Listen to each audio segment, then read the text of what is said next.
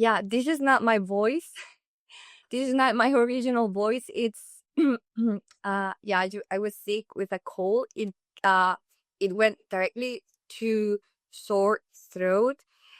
So I was with several days with not being able even to talk.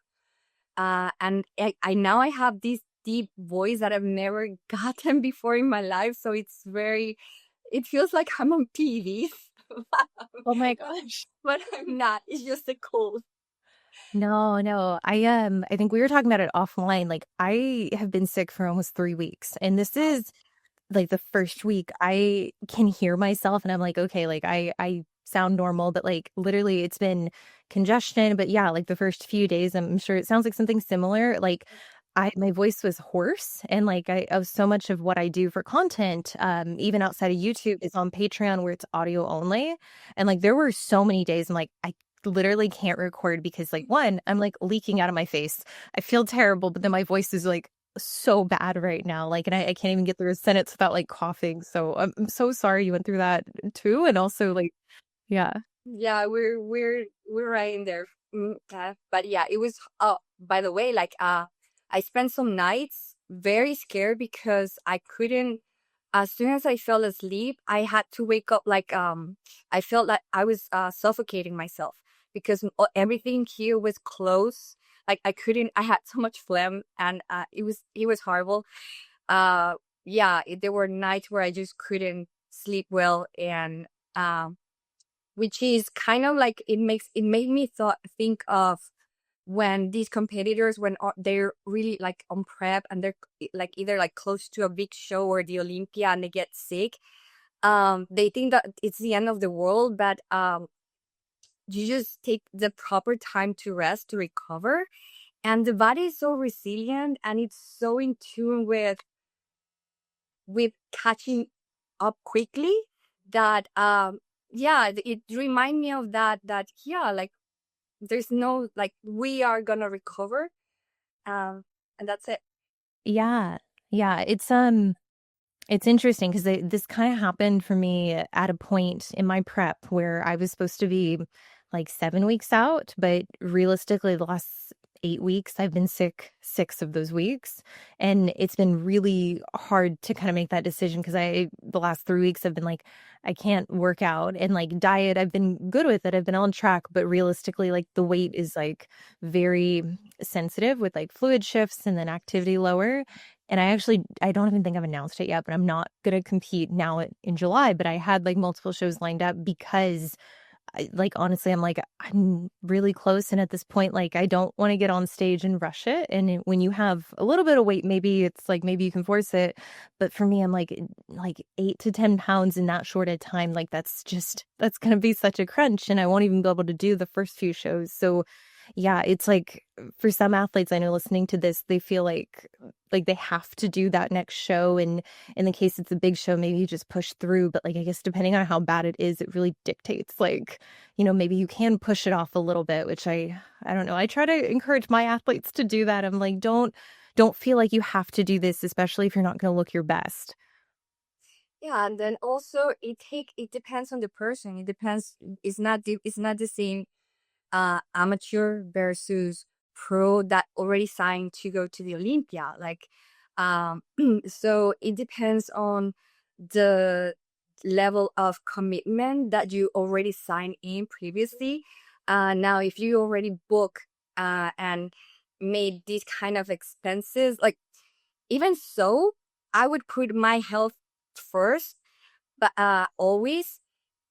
And actually that is one of the things that I appreciate about pro athletes is that they make very emphasis on, even though they make commitments, they sign contracts, they announce previous, if they get sick or like let's say god forbid an injury, they have to just say no, and then that's life happening. So they are kind of also giving the example to amateurs, to competitors who are taking these things like to life and death situation, when what is life and death is actually life, like to take care of our lives.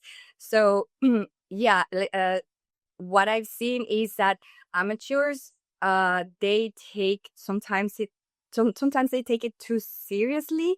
Like they set a date, and that has to be the date.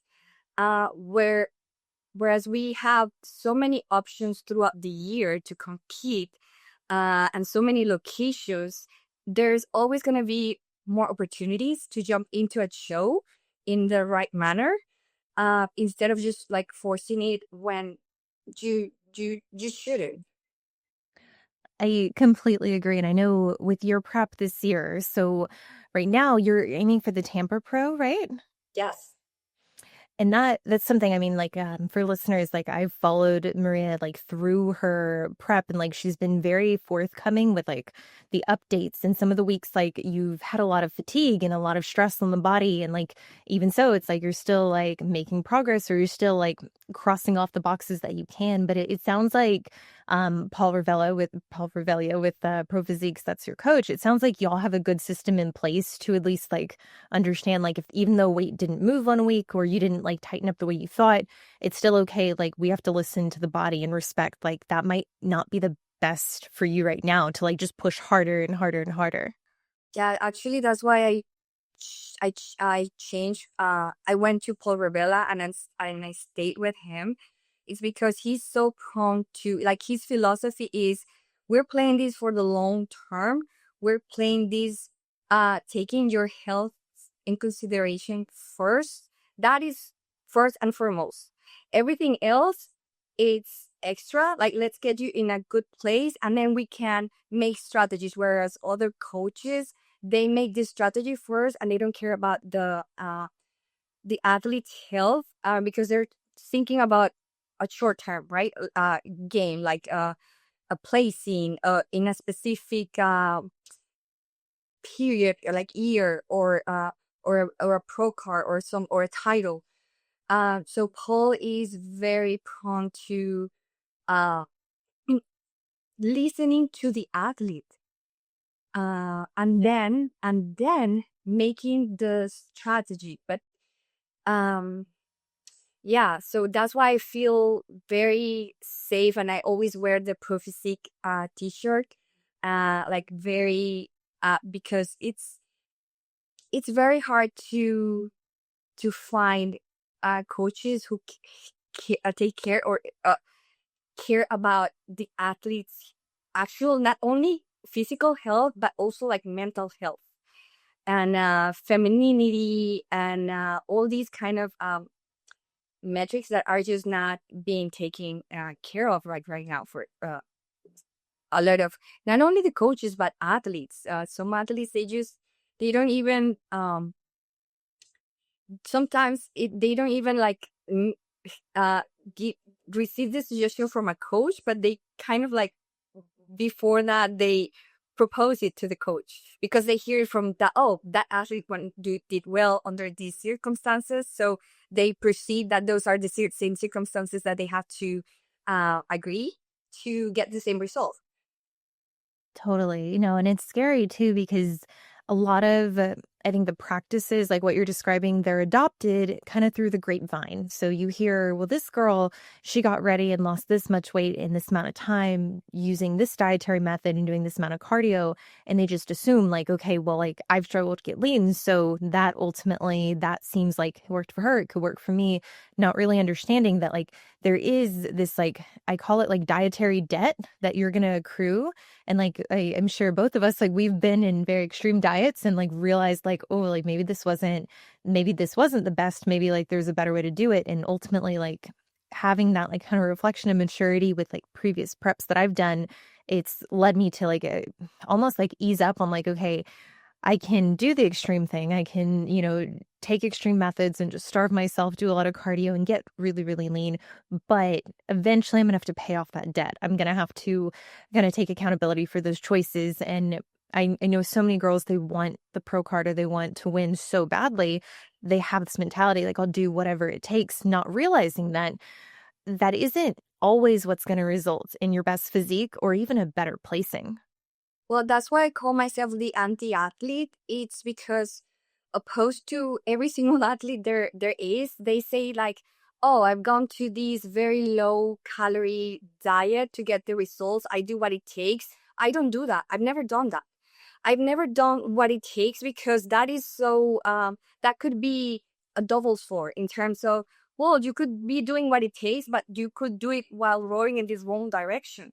So it's not a matter of intention or like, or of action, but direction. So are you conscious? Do you have clarity where to, what is the goal and what is, what game we're playing? Uh, After that, then you can make a proper strategy and take action on it. But for instance, if I know, like, when I was an amateur, I never went below 1,300 calories. And even when I did that, if I did so, it was for a very short period of time. Why did I did so? Even though I got coaches that told me to go lower, I didn't do it because I was playing the long term game. It didn't make sense to me that if I was a rookie, if I was barely putting on muscle, why am I chasing a medal or a placing if I'm not, like, my body is not ready yet to receive it? So why would I push? It didn't make any sense to me to push drastically into some calorie drop if I didn't have the muscle yet to get a first place. So I'm always into the thought of, say that for when you really have the chance to actually win, when you get the justification, when you know that show you're gonna win it, then that's where you push. But otherwise, if you're just an amateur, if you're just putting some muscle mass, you're starting those in those baby sticks, in those first years of development. That is like me, like, pushing a baby to try to get a degree, like a university degree. Like, why would I put the baby into that such stress? Like, let's just hang and being in the kindergarten phase, and then in elementary school, and then do proper activities proper to those phases. But I think that pushing with diet and pushing with, not that I'm saying that I didn't do the hard work, but I did the proper hard work, uh respective to the phase I was getting in place. So let's say, like, if I was elementary, I wasn't going to study like a high school kid or like a university kid. I was just doing the same activities that an elementary kid should do. So it was the same analogy for me when I was prepping. Even though that's why, again, I'm the anti-athlete. I could get instructions from a coach saying, do this, but I think first, if those instructions do not make sense or logic to me, I would use what makes sense to me, and I will tell that to the coach. Hey, I understand, but actually my goal is this other one. I'm not going for this. I'm just going for that. And then negotiate, communicate that, and they, yeah, like, okay, yeah, no worries. But we're on the same page, and we're actually, I think that's the function of a coach, is to lead you depending on your goals, and goals for athletes can be so different, and it should be depending also on what phase are you on. So Yes, yeah. I love that, and that's beautifully said too.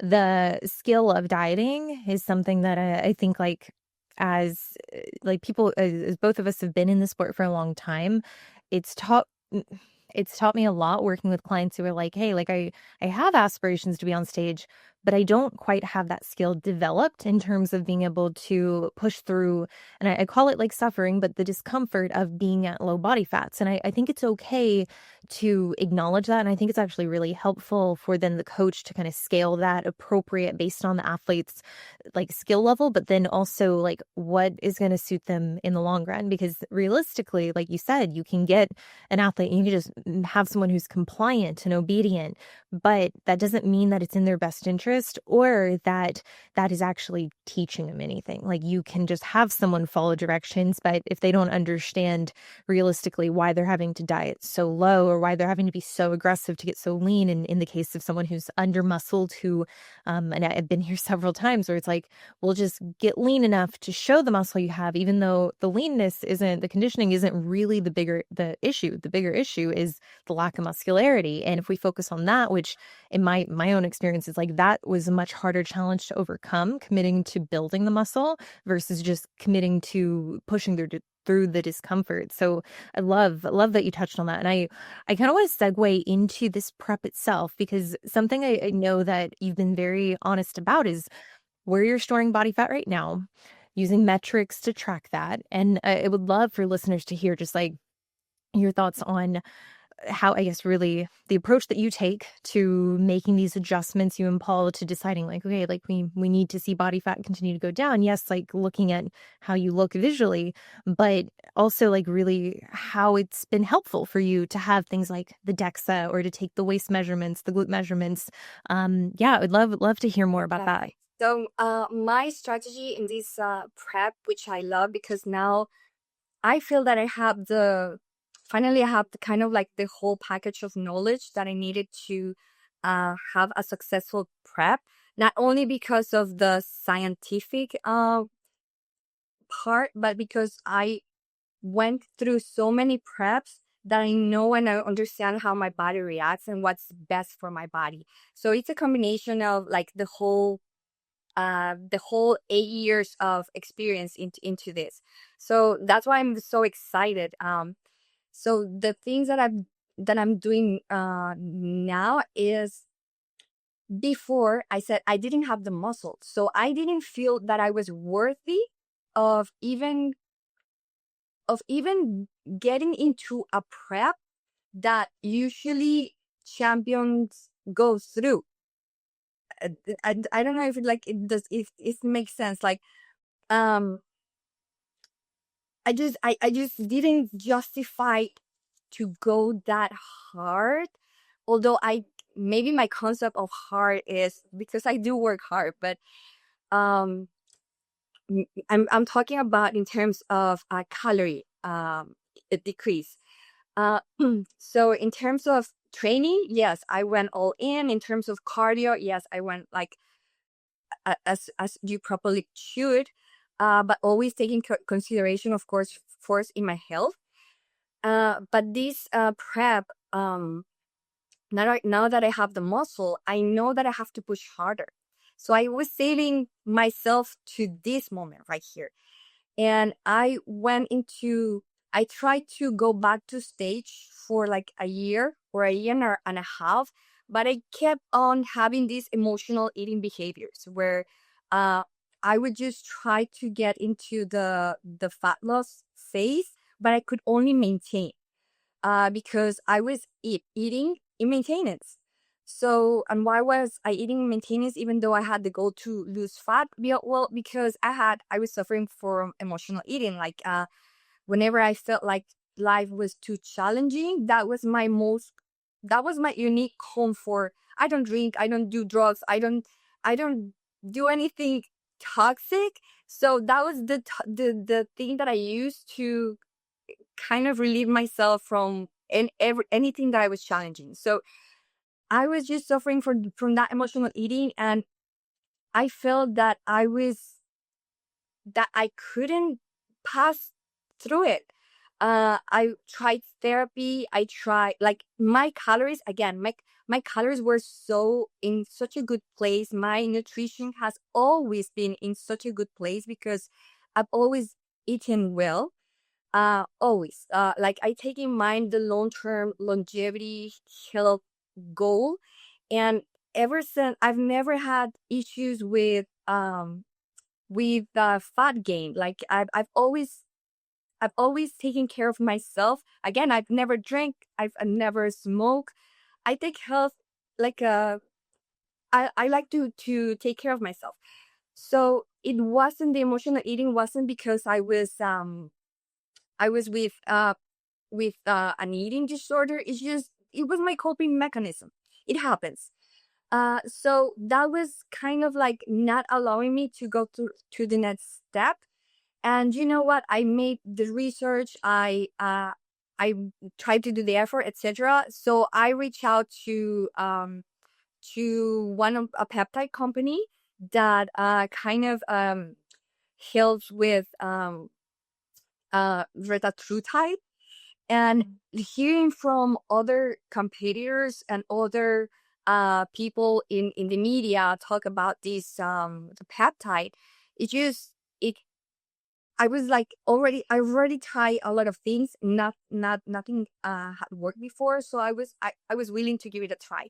But again, just because now I feel that I'm worthy of the push, because now I feel that I have the muscle or like the potential to be in that stage with the pro competitors.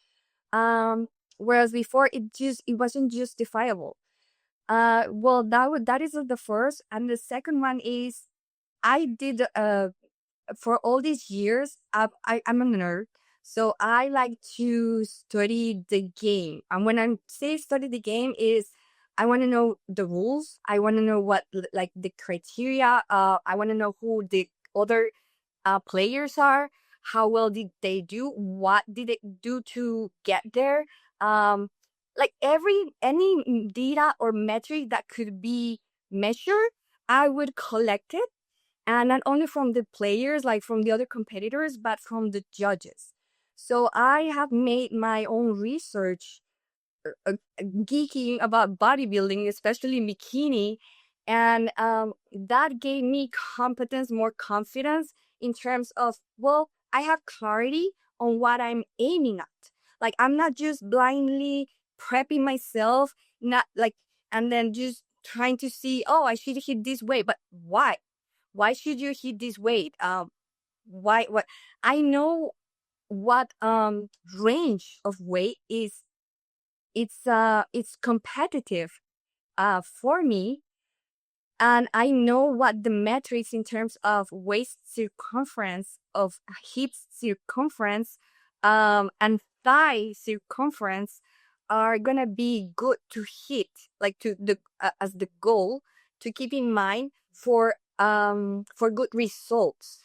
Why do I know this? Well, again, because I recollected the data, and some of the competitors have shared that information through social media, through YouTube, through Instagram. So I'm always, um, you know, again, studying the game, studying what they do, studying what their approach is.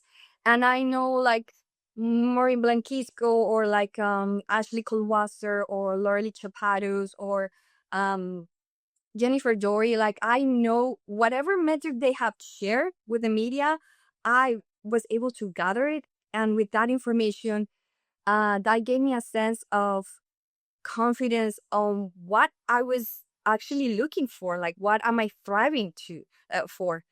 So that is, Yeah. Yeah. No, I admire that so much. And I definitely share that passion for understanding the division in its entirety. And more specifically, even like they say they want balance. But for me, like hearing just balance, that's not really good enough, because what does that mean when all of our structures are so different? So very similar to yourself, like looking at waist circumference to hip to shoulder circumference, and understanding that like, sure, maybe we're not going to be 1-to-1 shoulder to hip proportionate, but depending on waist size, we want to create a difference in shoulder to waist to hips. So knowing my own structure and like being able to teach clients this, that like, even if their waist isn't the smallest, that's okay. We just need to make sure that over the course of time, we're working towards a greater difference in that circumference. And I think too, it like purifies the direction you go, because then it's not abstract. It's not ambiguous. It's like, well, am I going to look lean enough?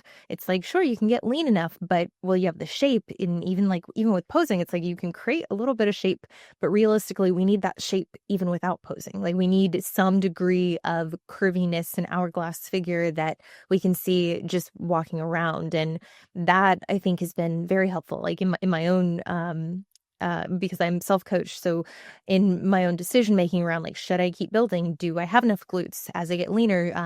yes, the waist is coming in, but so are the glutes. So is that going to be a problem? And what's the body weight or body fat in which it's starting to look like maybe the glutes aren't big enough? And I admire that so much about you, because I think very few competitors are as candid as you are about, like, here's my waist at this point, here's my hips. Yes, like, I know my body fat is in my thighs, in the adductors, and that has to come down. And like, for listeners who don't follow you, I mean, like, you have an incredible physique and such a beautiful structure, but then also, like, I feel like you're in a position too, where you've grown well and adapted to the muscularity increases within our division. And I'd love to hear just your thoughts on how you've seen, like, essentially, like, the changes even from 2020 to now 2022, 2025. It's like that density has increased, in my opinion, dramatically, and it's a little intimidating.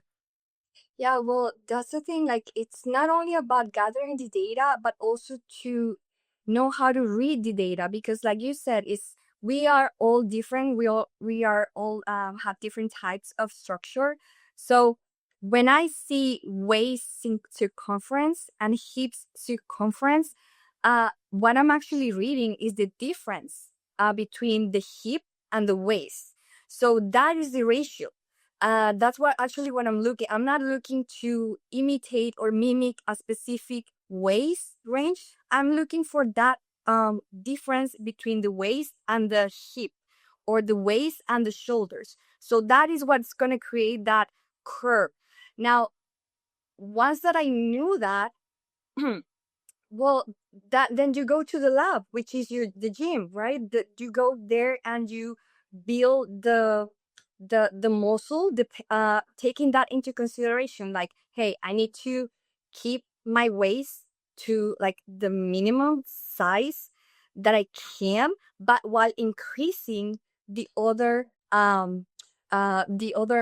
muscle, okay? But not only increasing the size, but also building density, which is difference. Is width and depth are not the same. Now, what I'm seeing a lot of girls is like they go crazy for the width because it's so impressive in 2D in a picture, and they also are very eager to win right away. So they're so good at dieting that they think that the width with the dieting and the ability to shred down so much and to be able to show muscle cuts, they think that because that's impressive, they think that's what judges are looking for. So again, we need clarity, because otherwise we're rowing in the wrong direction. So judges, yes, bodybuilding, that's what they want for the open division, for the men division, or even for the women's physique. But in terms of bikini, which is was an entry level category for the bodybuilding, they don't want that. So what they want is depth, and depth takes time, but also they want ratios. So that means that you, with more intention, you have to be very, very patient. Because if you start packing muscle, if you go to the lab, to the gym, and start packing muscle with no clarity that you need to keep that waist to the minimum size. Well, I've seen girls, look at CrossFit athletes. They start like, or power lifters. They start like grabbing these massive weights. They get stronger, but look at their cores. Their cores are as thick as they need to be able to uh, hold that weight, to be able to push or pull that weight. So what I'm seeing is, or what I, yeah, like what I kept seeing, and I was girls that were training as CrossFit athletes or as power lifters, where I was like trying to train like high green kind of style. Like, I was trying to develop the depth or the detail, but without affecting my slimness. So I had a clarity when I went to the gym, and even if I got again a training, uh, uh, a training split from my coach. For example, when I first started, my first coach, he put cows in there. I never did that because I thought before first is I that calf is what I have the most. So and I knew that I was lacking back, I was lacking shoulders, I was lacking the glutes. So spending time on anything that was already my strength didn't make sense to me. So I always adjusted any training plan that I got. I adjusted to my specific goals to because I was clear on the goal, which was just create depth, create yes, increase the size a little bit, but with depth, okay, which takes time, but while minimizing the waist, while keeping that waist tight. So the core engagement has to be is gonna be there because you need it. You're gonna engage your core, but it has to be minimal. Okay. So I always took that into consideration as part of the strategy that I needed to apply for the goal because my goal was very clear. I agree, and I love that. And I think it's important for listeners to understand like the difference between working their core directly and developing their core for visible abs. Like very much in like performance sports, there isn't this necessity to keep the waist in proportion to the glutes, to the hips, to the shoulders. Something that I've found and I've shared a lot on my channel is like the understanding of pelvic stability. And it sounds, I think, for a lot of individuals, they're like, okay, well, how does that relate to waist size? But realistically, for me, growing the glutes has been predicated on the ability to stabilize at the core when under load correctly, because that was always something for me in my lower body sessions. Like I can push very heavy and I can train at a high intensity, but the bottleneck was I would begin to load musculature on the posteriors, the lower back, either the actual structure itself, the spine, or the musculature around the spine, which eventually catches up with you, either in injury or even development of the musculature, which it wasn't until I learned that skill of pelvic stability and how to really stabilize at the core under load for these lower body movements that it was like, okay, now I can really add that projection to my glutes, because other than being able to do isolation work, you're going to be very limited if all you're able to do are, I guess, really are isolation movements, or in the case that you're trying to do compound movements or unilateral movements, if you don't have that skill set, that stability skill, it's going to be a problem eventually at some point. I think, kind of what you had talked about earlier was with the awareness around that, with training and being able to give some pushback if a coach programs something that isn't necessarily aligned with the look that you want or you need. And I'm very big on that with clients too, that like, if they come to me and say, I want to have a bikini shape and I want to look like a bikini competitor, whether they want to get on stage or not, a big emphasis is going to be, well, we have to build up the delts, assuming they don't already have giant delts. And realistically, if we're growing the biceps and triceps at the same rate as the delts, well, then we're not really going to be creating that taper, that very nice, like I want to say still very feminine shape and ratio. And it's something some clients will question, like, out of curiosity, they'll be like, why don't I have biceps? Like I love training biceps, and trust me, like visually it's very easy to get motivated training biceps, but it's also something I know for myself. I'm like, if I train them, they will grow because they're already getting some stimulus through my back work. Same thing with quads and hamstrings. It's like if we're doing these compound movements that even if they're glute biased, if we're lifting at high enough intensity, we're going to get some stimulus. So maybe there isn't that direct need, unless someone is very deficient, to have like direct quad or hamstring work. Yeah, well, that's the thing. I think it's responsibility of the athlete. If the athlete really wants to level up, I think the best advice is to study the game and get so knowledgeable that you can even coach if you wanted to, because you have that certain of that level of knowledge. that is going to help you not only in turn for the divisions or for the competitions, but throughout your whole life, because you're going to know how to eat properly to get the results that you want. You're going to know how to train properly to get the results that you want later in life. So when I started this, I not only received instructions and follow them, I study from people that I knew that knew. I listened carefully. I went and knocked doors. Like, can you teach me how to train? Like, how should I properly train the glute? How should I properly train the shoulders? I look for information, which is so often nowadays free in YouTube, in internet. So I look for the best. The best words I can name you like Tristan James, like he's in Redcon Gym. He was one of my coaches. I learned so much from him. But because I knock on his door and I ask him specifically, like, can you teach me how to train? And right on, I wasn't training properly. Even though I had all this clarity of the goals that, yeah, I need to keep the waist minimal, I need to develop the shoulders. Yeah, but what's the mechanism? Like, how do you grab the weight? Do you know that you have to lead with your elbows and not with your wrists? Those kind of technical information and knowledge are so important, because that's going to determine where you're going in the right direction or you're not. Because you could be doing 8 years of lateral raises in the wrong way, not seeing results because you're doing them wrong.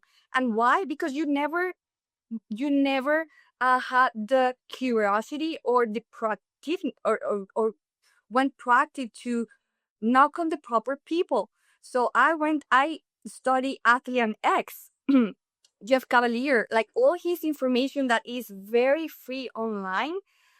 He's there to help people. He's there to educate people about how to properly train and not go into injuries.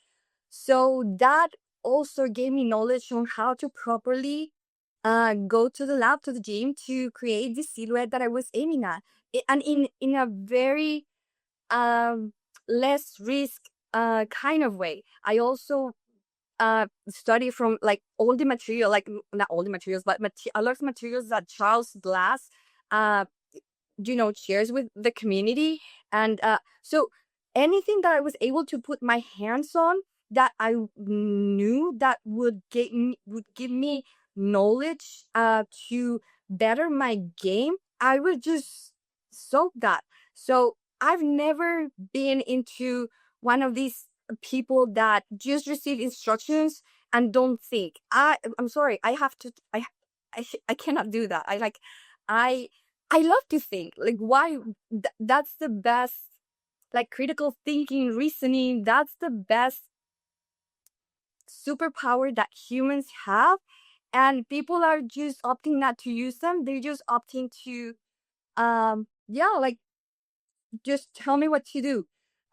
Yes, we should ask for guidance, but we should put ourselves into a position of debating and determining whether we should act on that advice or not. Like, we should take responsibility on that. Like, because I've heard girls saying, hey, coach made me do this and this, and in my head, nobody makes you do nothing.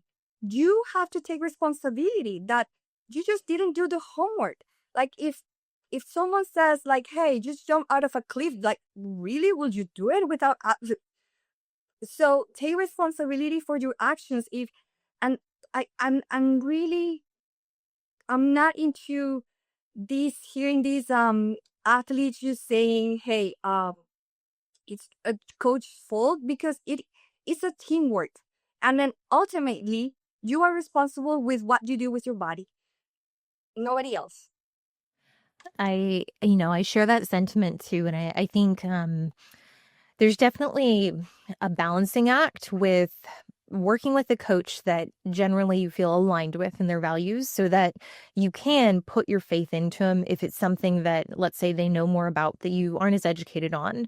And I think that, is a really good starting point. And I almost encourage athletes to look for consistency in that person's values, in what they're teaching you and how they're coaching you. And I mean, like realistically, that in a lot of instances with coaches is really the turning point where I've seen the inconsistencies and I've seen, okay, well, I've asked these questions, to gain more insight into why we're doing something or what this is going to look like down the road. And it's really at the point where they're not acting consistently or they're not following the same ideologies that I actually thought they had, that I began to question, like, okay, well, if they don't have the answer, and this is something that I can say is, risky in some sense, then I should probably look further into it myself and find that knowledge. And even if it's not with them, I can still be coached by them, but still also seek out that answer. And I don't think it has to be like disrespectful. And I think it's important for coaches to also know their limits. Like I literally did a podcast today on like hair loss and hair thinning as we get older and like hormonally where that's rooted in. And hair care as a whole, like I'm not a hair expert by any means, but I really have a sense of being able to walk someone through like, hey, perimenopause, menopause, amenorrhea, these are things that we're exposing ourselves to and realistically we should expect. So past that, yes, hair care routines and different products, if we want to go down that route, there are experts in that field, but it doesn't change the fact that there is a landscape that I think is more accessible than people really want to believe. Just does take like having that ownership of like, okay, do you understand mechanistically why you're using something? Like if it is a drug, let's say, do you understand what that drug does? And that's really, for me, that's the starting point with educating someone on PEDs or even just supplements in general, is like, what is the goal? And in the fitness space, it's like, typically it's like fat loss or building muscle. It's usually one or even both of those. And if that's the goal, then we should be able to trace back how this drug actually helps in that process. And if it doesn't help in that process, but it's in a phase where the goal is to lose fat, then it doesn't mean that it's wrong. It just means we need to find a justification. We need to find really an explanation for why we're using it at a time that mechanistically it doesn't really align with the outcome. Exactly. Yeah, I think it's it's amazing how people just don't have the it's a responsibility to oneself of understanding what we are using, to what different compounds we're using, whether they're over the counter, like. But yeah, we like, if even if you take, like, for instance, if I have a headache or if I have fever, I know that it's best to use acetaminophen than ibuprofen, because I've kind of made the task or the homework to read, to inform myself before, whenever I get, even with the cold, I ask first, like, well, what are the benefits, and what is, and from how many days, and what is the dosage. um but I guess, yeah, people don't often do that, and that, I think, is why sometimes, or the majority of times, they don't get the results that they're looking for. It's just because they don't take time to do the homework. So let's say that you want more hair. Well, you have to do the homework. You have to make the research. Who's the best doctor? What's the best treatment for that? What are the best compounds? Um do you have testimonies? But collect data. Take the time before just jumping into anything that you jump, like, that just follows in your, any marketing, publicity that follows in your lap, in your eyes, and then, yeah, like. Yeah, no, a lot of these things we can root back to experts in the field who have been formally educated. And it's the same thing with training too. It's like there is a science to it. In a lot of cases, like within our space, I think people will convolute it and try to reinvent the wheel and try to make it more complicated and say that they've got all these secrets. But if you simply ask questions, like you, especially if you have some kind of background or any education, really, you can begin to see like someone might not know as much as they're claiming that they know. And it's important to know, like, the person you're entrusting, the person you're paying, it's important to understand like what is the depth of their knowledge and what is that scope. And if they're not the person who has the scope specific to what you're interested in learning more about or you need help with, then maybe it is valuable to look at a different provider, a different coach. Yeah, so for instance, it blows my mind that people are using, for example, supplements, and they don't know what's the best dosage for that supplement. So they are using supplements blindly without even taking the proper benefits of the supplements, because sometimes they underdose the supplement. But let's say L-citrulline, or let's say creatine. Either they underdosed or they overdose.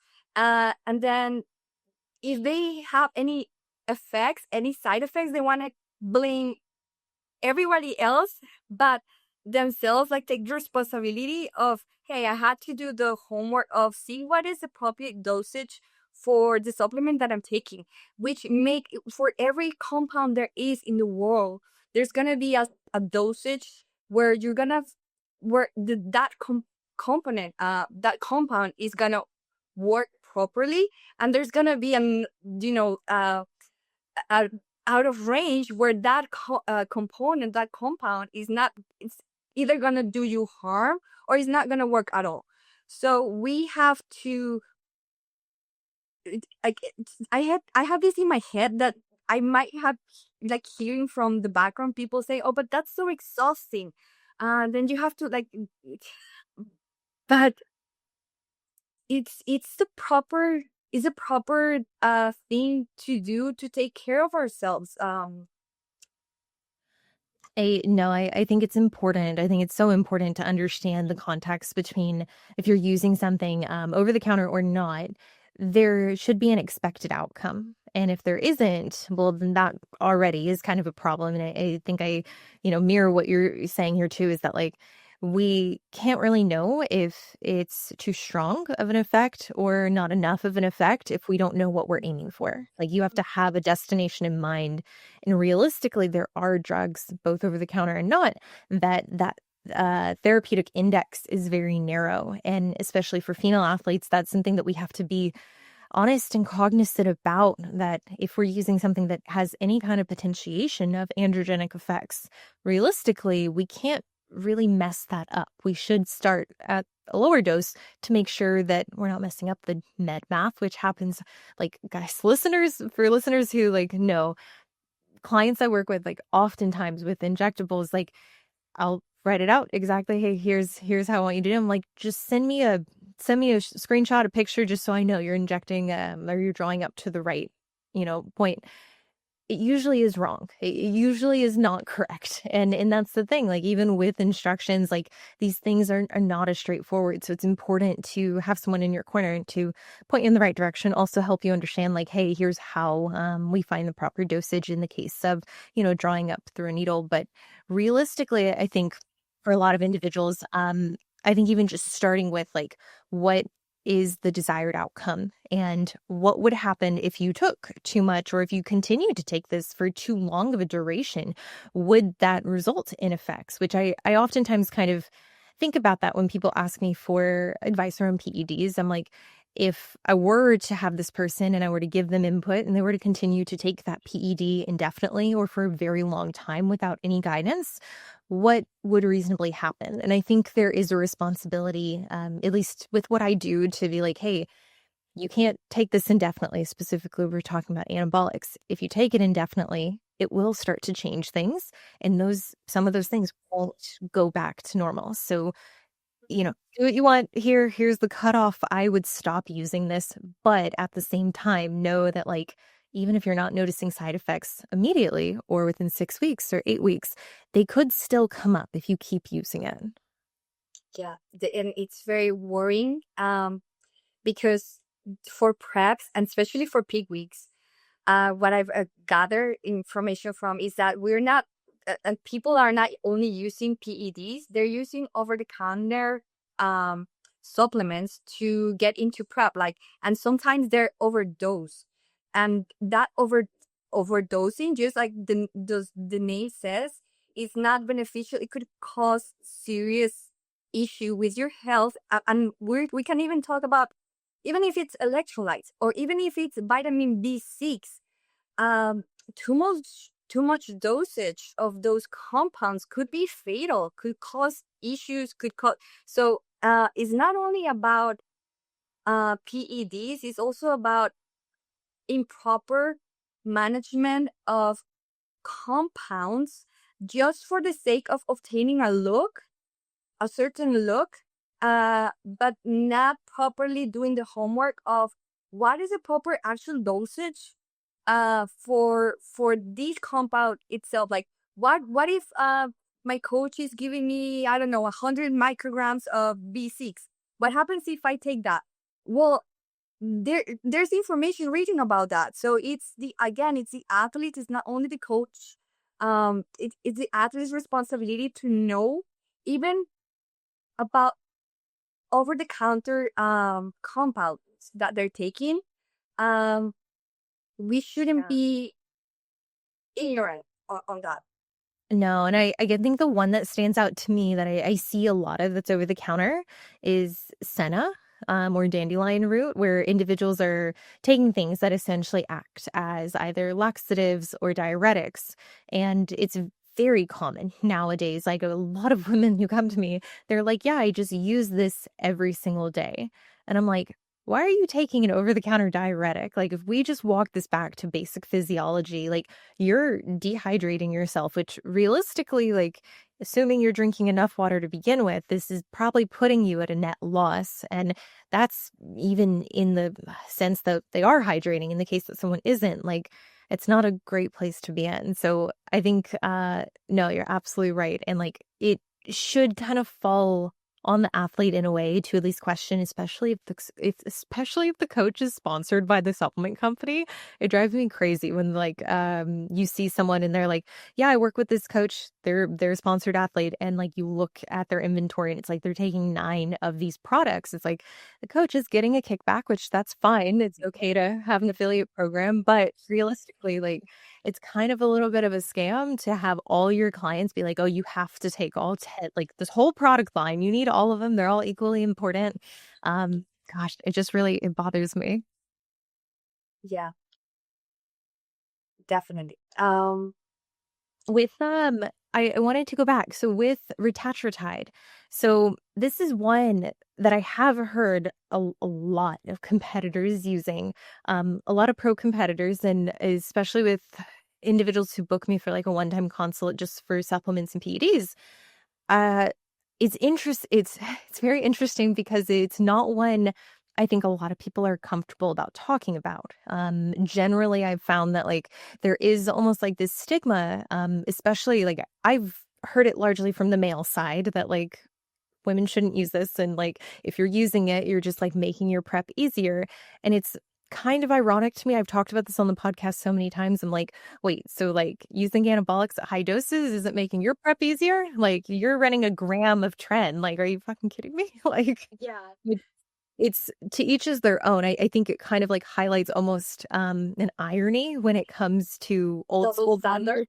yes, like old school bodybuilding and new school. But realistically, like this is one I do see a use for in prep and even post diet, which that I guess I'll say I have 2 athletes right now who are in competition prep, and that was something that we put in place towards the end of their prep because realistically the hunger was starting to become problematic and adherence hadn't broken yet, but it was like I kind of laid it out. I'm like, this is something we could put in place, but here's the risk profile. Also, we need to make sure that glucose isn't too low as it acts on a receptor that specifically is going to affect insulin, which I know for some people, like they're like, well, yes, you're in contest prep, you can push through. But when we're talking about hypoglycemia, that's not really something you push through. Like, so I would love to hear more about your experience with starting that. You said that's something that you just added in. Yeah. So I heard also this double standard of, well, then that's you're not suffering. You should be suffering. You should be able to do a prep without that compound. But then the people who say this, they are using other compounds to help in their own struggles, which could be either like, let's say, oh, I have problem in sleeping, falling asleep. Then they take a pill to fall asleep. So yeah, it's kind of like the hypocrisy or the double standard. Oh, I can use these with for my problems. I can use this compound, and you end the suffering, but you shouldn't. No, like, again, this is a matter also, like any compound there is, of dosage, of properly getting yourself informed, of properly taking care that you're in a healthy position to use these compounds first, that you know where your body is at, that you don't have any previous health markers that could, yes, that could make you be in a position where you're in danger. Of course, yes. So I'm taking I started to take the minimum dosage, uh and I was getting so good results that I took that dosage in half.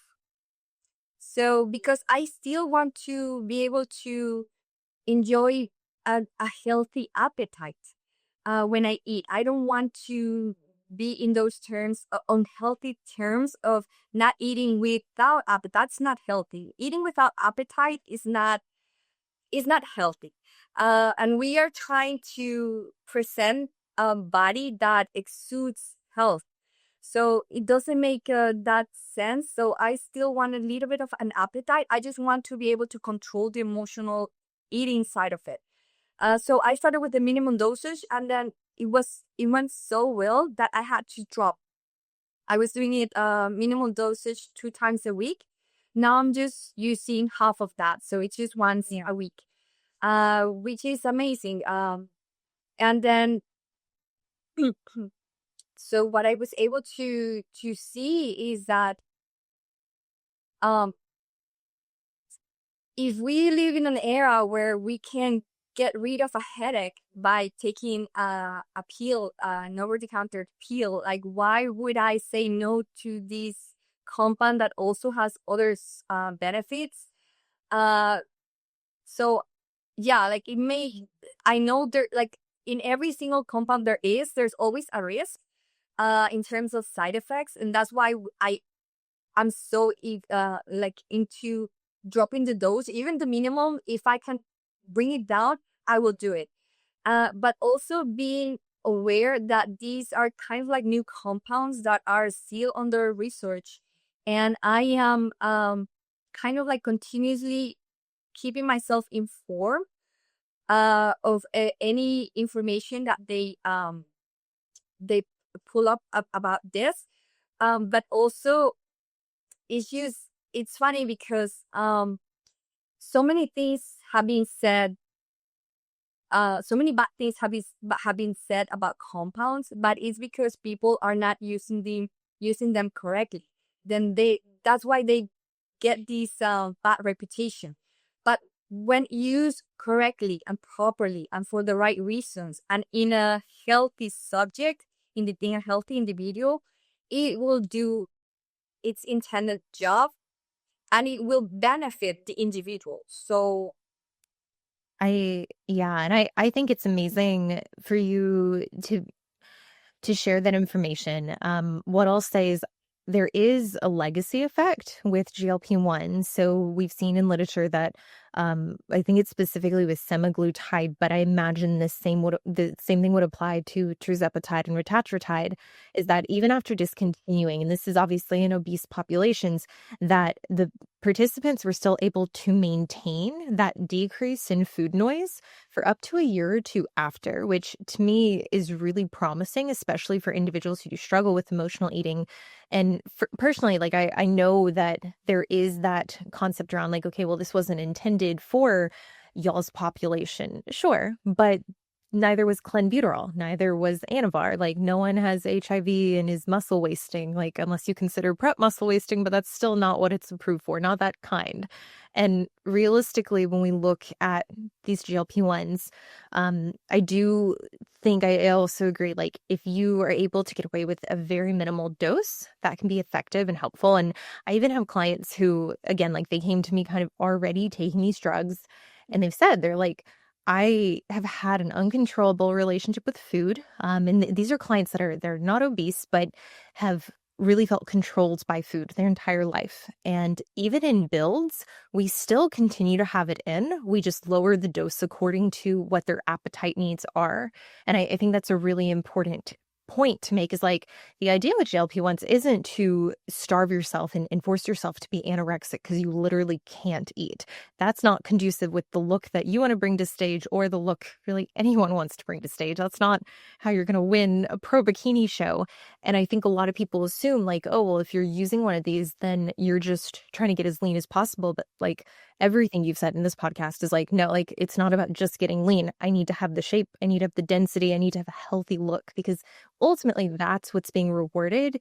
It's not good enough to just like be ultra peeled. Like that's not our division. Like they want almost the effortlessly looking crazy amount of glutes, and they still want you to be shredded. But the thing that I'm seeing is a lot of girls, for them to have that density and that shape, they have to get super lean, and then they have to spill. Like they're not able to just only diet a little bit, even with a lot of muscle, which I think is something for like the spectator or the recreational athlete. They don't realize like, oh, these girls are still getting very lean, but it's the quality of the muscle they have in specific areas that's allowing it to show up this way, in So addition to many, peak. Corey, so many important points you named there. The first one is, okay, so these peptides are used as a tool, right, to decrease appetite. But you can see in the general population that they're using and then you could argue, well, but they're recent, or they're not fully approved for consumption.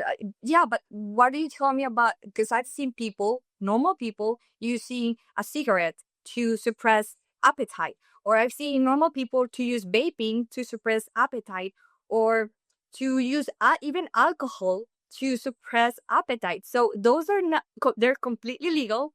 They are completely moralized. Like it's not look upon like as something immoral, as something wrong, yet they're utilized as an appetite suppressant. Whereas a peptide that could also offer you other benefits in terms of your health is looked down upon because, oh well, it's not fully approved, or etc. Then the other one is actually we're not aiming to be the leanest, like you said. We're aiming to have a proper fat distribution uh within our body. So why do we have to get so lean? Well, it's because when we initiate, especially women, our fat distribution is very not balanced. Like I said, like I always said, my fat mass is specifically whole in the thighs and in the midsection. So I know that I have to go as lean as I can, but to even the fat across my whole body.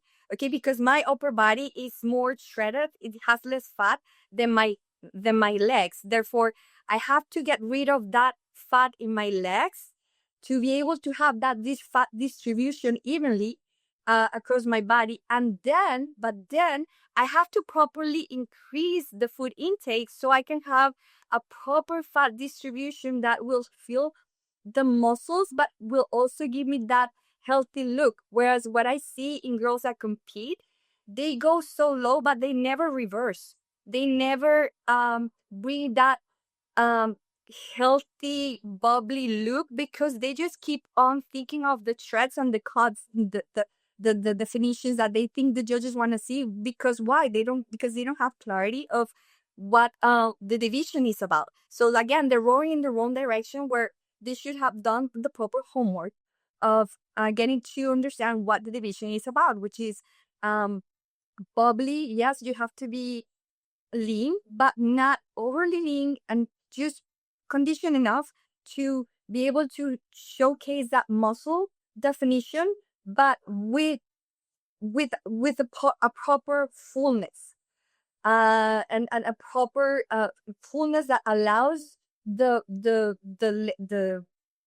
competitor to showcase those ratios as the best that you can properly um stretch to. So And then also the other aspect is that I'm taking this as something for my prep, which is for my fat loss phase, but I'm not going to take it after my fat loss phase uh finishes, because I'm not looking for I'm not looking to use exogenous stuff, to include exogenous stuff that if in my lifestyle. That's not the goal. The goal is to get me in a certain position, to help me get into a certain position, just like you would take let's say a pill for the headache. You took the pill for the headache was cured, and then you stopped taking the pill. It's not, whereas I can see that other like people, they get used to whatever pain they feel, they take the pill, and then they continuously use that as a clutch. No, like I want to still overcome this emotional eating. I still have the homework to do, and I'm willing to do it. But I'm gonna use the help that I need to in the minimum, with the minimum dosage, in the minimum amount that I can, to be able to leverage myself and to put myself into a little bit of a stronger position to continue with the fight or continue with the goal, which is to be healthy, which is to have a healthy lifestyle. Um, that's it. So I don't agree with taking the drug, like with the peptide, for all your life. Like, let's just put it in place until you, like, let's say, like, it's gonna hold your hand until you feel confident enough to walk by yourself. But it shouldn't be like a clutch that it's gonna be used for the rest of your life, or your all year long. No, I completely agree. And I feel like that's really important for people to hear. And I think it's something that a lot of people assume, like, okay, well, if I take this, like, am I going to have to be on it forever? And no, it's very much not the case. And Maria, this has been great. I think this conversation, I know we could probably go on for another hour. I would love to direct people towards your social media so that they can find you. What's your handle? Yeah, it's in Instagram is the Maria Vegas. Amazing. You guys, thank you so much for listening. I hope you enjoyed this. As always, thank you, and I'll see you in the next one.